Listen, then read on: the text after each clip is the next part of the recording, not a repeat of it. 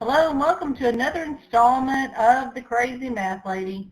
Trying to help you out with how to find volume if you know what your cross sections are and also know what your base is. Before we do this, let's talk a little bit about just conceptually where we've been so far. So here's the infamous curve that I always draw for f of x. And so far what we have talked about is I want to find this, all of this right here, right? We've been talking about that area under a curve. And I'm going to go all the way down to here. And so we write that using the fundamental theorem of calculus, which says if you integrate from a to b under the function or using the function f of x, that what you're truly doing is you're adding up all of the area between the curve and the axis. You know, that can go negative and it adds up to negative or whatever. But for this particular one, it's all positive. So we're really finding all this area. That's what we're doing by making this statement. So really what you're doing is you're saying, I want to add up all of the y's. Think about it. That's what you're doing. You're adding up all of the y's, and when you do, you get the area. So that's conceptually what you're doing. You're adding up all the y's. And so today we're going to take it another step, and this is a 2D representation.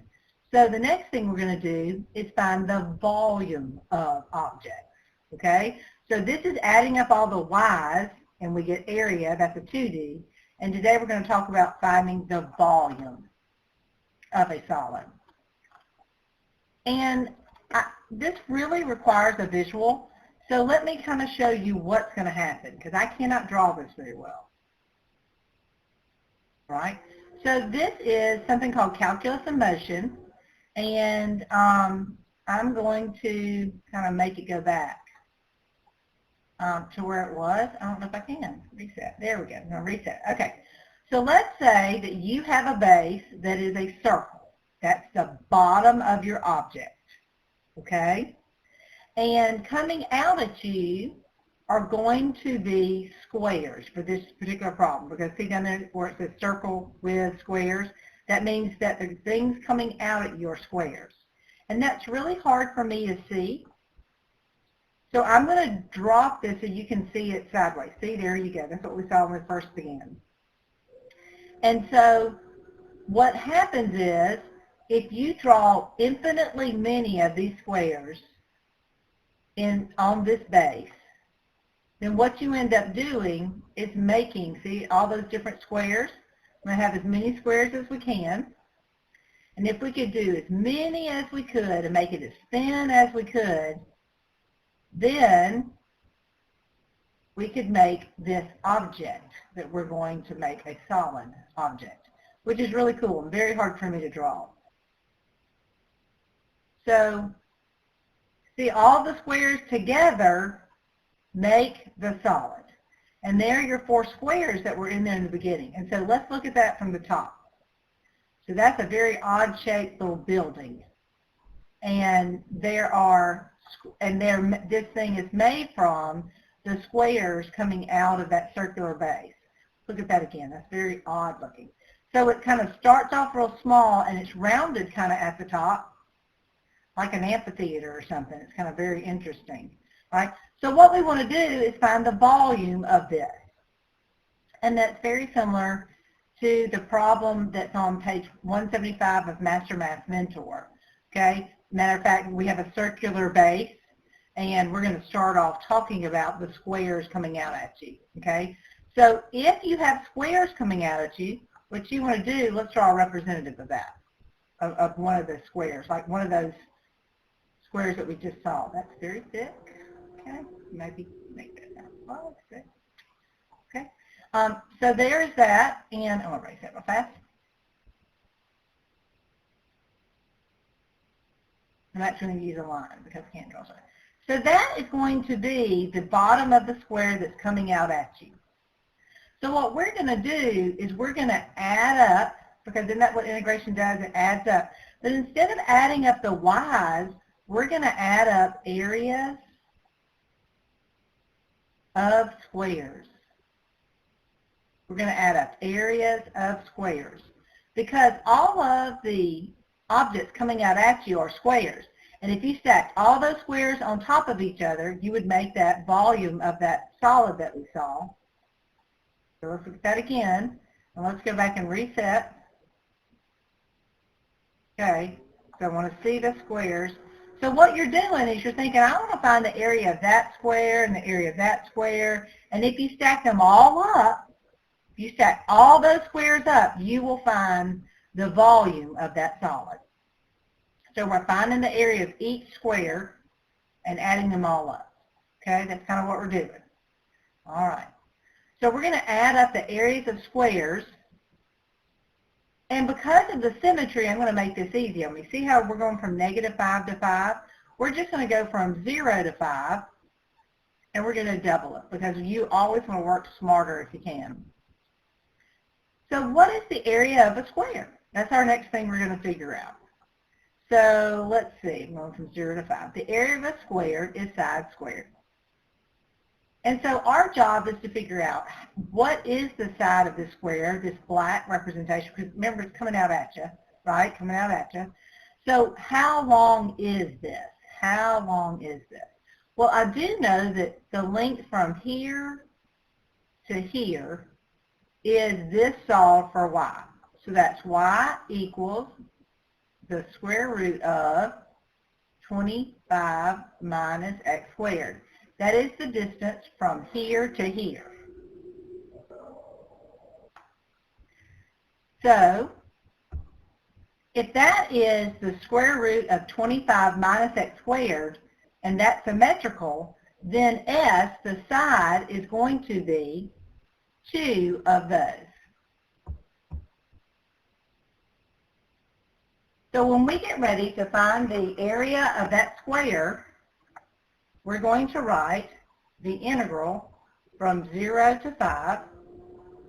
We're going to double it.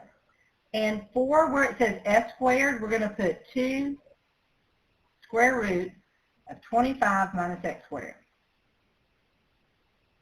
That is s. So really, when you're working with these kind of problems, you have to know the area of basic shapes, and you have to figure out how your base fits into that area. Okay? All right.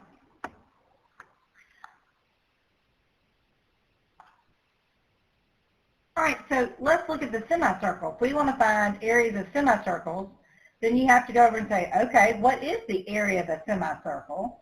And the area of a semicircle is kind of, I'm going to write semi right here. The area of a semicircle is 1/2 pi r squared, right? So you have to figure out how does this formula fit with your base. So you still want to add up from 0 to 5, and you want to double it because of the symmetry. Because now instead of having squares come out, you're going to have semicircles come out. So this is really hard for me to draw, but you're going to have semicircles come out at you, right? So this would actually be the radius of the semicircle. So I'm going to do 1/2 pi, and your r now is going to be just the height from the axis up to the circle, which we found is the y value, right, which is root 25 minus x squared.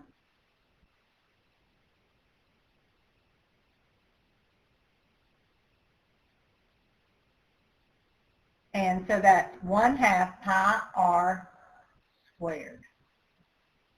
Okay? And so we can see the cancelization, and the pi can come out, and then that square would make that easy to integrate. Most of these you can do on your calculator, or when you square it, it's going to be real nice and make it easy to integrate to find the answer. I just really want us to talk about how to set these up. You already have the techniques to do the integration and or use your calculator to do this. All right? Okay. Equilateral triangle is going to be, this is a very strange little formula. The area formula for equilateral triangle is root 3 over 4 s squared. Okay? So if you have an equilateral triangle coming out at you, you got to figure out where is, oh, I think I erased that. Let me do this again. You got to ask yourself, where is S in all of this? So now, I don't know what that looks like. Let me see if I can, let's go back to my little thing I had a minute ago and see if I can, oh, there's equilateral triangles. So let's look at this. Let's draw off the axis. And let's see the 4 equilateral triangles. And so that, see how they're coming out at you, if you see that? And we're going to show you the solid. That's cool looking. Look at that. That's fun. Let's look at that. Oh, that's neat. Like a pointy little top, but it's kind of nice and cool, and that's neat. All right. So that's what we're dealing with. And so our question is, where is, I'm going to do that. So see, the side is that whole length. That is the side of the triangle. So the whole length of this cross-section is the side of the equilateral triangle. Okay? So when we write this, again, I'm going to go from 0 to 5 and double it because of the symmetry. Anytime you can do that, you want to do that, because all of the triangles on this side would have the same volume as all the triangles added up on that side, okay? So there's my integration, add them all up, doubling it because of symmetry, root 3 over 4, and the side is going to be the whole length from there to there. We've already talked about that. That's double of that from the axis up. So double square root 25 minus x squared, and then we're going to square that. Okay? You can simplify and do the algebra. One thing to make sure of when we're doing this, when you square this whole thing, that becomes a 4 and will cancel. And that will become a 4 and make that 8. So just be careful with that. Make sure you deal with that. So that's a big deal. So when you are asked about the volume of a solid and you know the base and you know the cross-section, your job is to know simple area formulas and see how the base applies to that formula. All right? So let's go to, excuse me, another problem. And this is a little different because we've got to actually graph these things, and then we've got to figure out the same thing. So let's go look. I'm going to get a piece of graph paper, and we're going to graph these. So x minus 4 would mean that there's a y-intercept 1, 2, 3, 4 at -4, and we have a slope of 1, and I'm going to cheat and use my pen thing. Oh, let's do a different color. Green. All right. It intersects at 4, shouldn't it? And then 4 minus x means you're going to start at 4. I'm going to do blue on this one. 1, 2, 3, 4. And you're going to go down over, and we're going to cheat again and get that little pen that draws better lines than I do.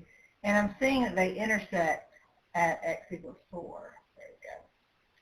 And x equals 0 is going to be our other line that we will highlight in red. Or maybe not. We'll try that again. All right. So this is now the base of what we're talking about. And let's go back and look at the problem. It says find the volume of the solid whose base is bounded by those lines, and we found the base, with the indicated cross-sections taken perpendicular to the x-axis. So I'm going to draw my arbitrary little, I guess, where the things are coming out at you. Let me draw that in black. No. In, let's find a fun color. Let's do it in purple. Woohoo! Okay. So here is your, that's almost black, isn't it? Yeah. Anyway, so there is that cross section coming out at you, okay? So let's see what we have to do. It says you want to do squares, semicircles, so the same guys are coming out at you again. So if we have to do squares, that's the side of the square. So our job is to figure out how long that is. Well, it's going to be the distance from this, which is 4 minus x, to this, which is x minus 4, x minus, oh, I did that backwards. No, I didn't. I meant to hit green and do x minus 4. Okay, So this is 4 minus x, and this is x minus 4. So if we can figure out how long that is, then that will be our side, or half of it will be our radius, right? That will be the side of our equilateral triangle, that distance. So that distance is going to be top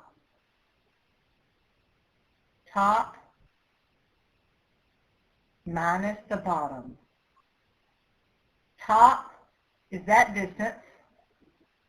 That's going to be a negative value, so if you negate it and you add it and you get that total distance. So you're going to end up with 4 minus negative 4, just 4 plus 4, and negative x minus x is negative 2x. So that is that whole distance right there. The entire distance is 8 minus 2x. That is the entire distance. So we're going to say that that is the side of the square, right? Is 8 minus 2x. Half of that will be the radius of the semicircle. The radius is going to be just, oh, that divided by 2 is 4 minus x, that distance. Oh, look at that. And the side of the equilateral triangle will be 8 minus 2x.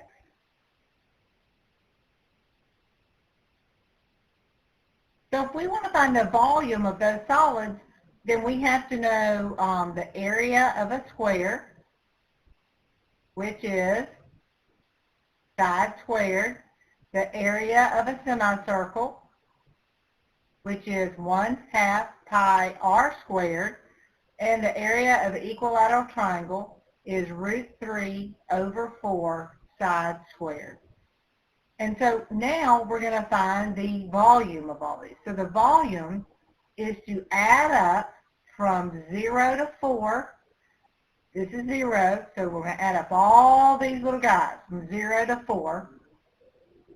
And we're not going to double it. There's no symmetry here like it was before. So from 0 to 4, all of the squares. And so the side is 8 minus 2x squared, side squared. And if you add up all of the areas of the squares, you get the volume of the object. That's for squares. That's for squares.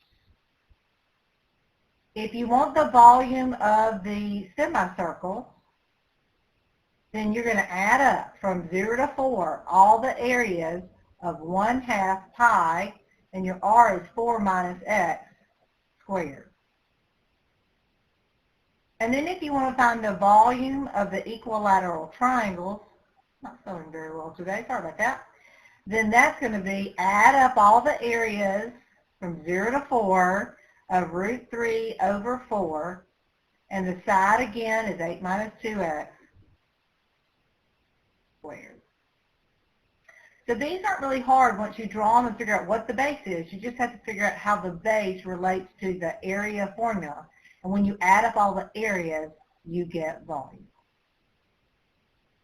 All right. Here's a real cool one, and we're just going to do part C of this. It says let R be the shaded region, and this is square root of x. So this is square root of x, and this must be e to the negative 3x. That one right there is e to the negative 3x, and that's x equals 1. Okay. The region R is the base of a solid. So guys, this is just like that one we just talked about, except they showed us what it is. So each cross section is perpendicular to the x-axis. So I'm going to draw in like the bottom of the thing that's going to come out at you. It says that we have a cross section is a rectangle. So I'm going to find the volume. I'm going to add up areas of rectangles.